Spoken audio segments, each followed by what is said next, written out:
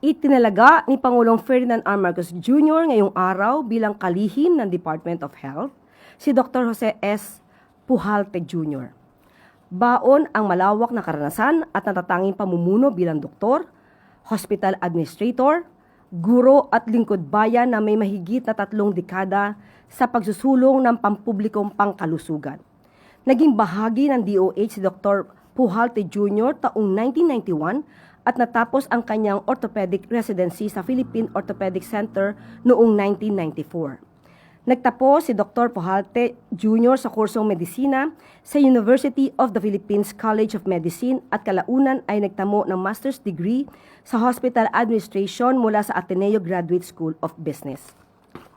Noong 2008, kinilala rin bilang Career Executive Service Eligible, isang patunay ng kanyang kakayahan at kahandaan sa parehong larangan ng paggamot at public administration.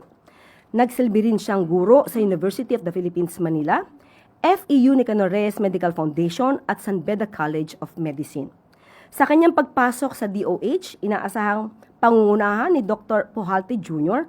ang ahensya sa pagpapatuloy ng mga hakbang ni Pangulong Marcos Jr. upang higit na mapatatag ang healthcare system sa bansa, maisulong ang dekalidad na serbisyong pangkalusugan at maisulong ang mabuting kalusugan para sa lahat. May bago na po tayong Health Secretary. Follow-up, si Secretary Herbosa po ba ay nag-resign or siya po ay sinibak ng Pangulo? Nag-resign po siya dahil po sa kanyang kalusugan.